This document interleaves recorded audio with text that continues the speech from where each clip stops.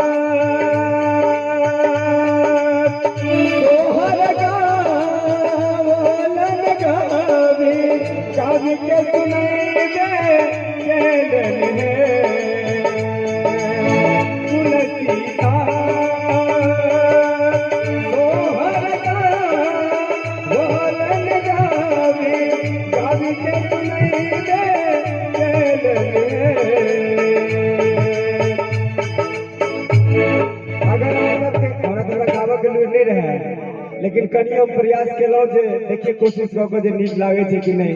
हमर तो दिल बहुत खुश भ गेल भाई जी। सह ना अहाँ कहने छलिए हां कि अर्जुन जी जरूर हम अहाँ का एगो गीत सुनाएब। हां लेकिन हम खुश भ गेलू जी, हम कहने रहे जे भगवान अहाँ का कला देन छै जी। ओहि हिसाब से हम जते भी तारीफ करब नहीं हमरा लेल बहुत कम पड़त। ताहि दुआरे भगवान से निवेदन करबे और गुजारिश जरूर करबे कि अहाँ का आगे बढ़बे और संगे हमरो सब पर ध्यान देबे। सासु है संतो भैया लियो मेरी जान कहलिया शहर का बोल है। सासु है संतो भैया लियो मेरी जान कहलिया शहर का बोल है।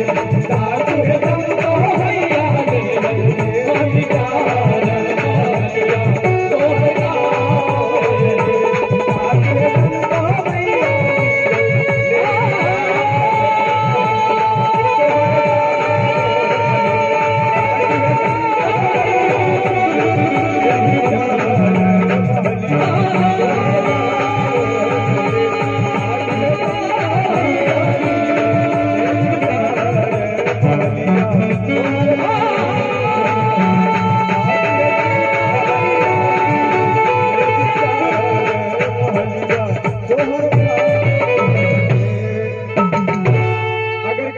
लागल हुए तो ताली बजा देवे यहाँ सब। वाह आ दुल्हन बाबा का कहै छियै।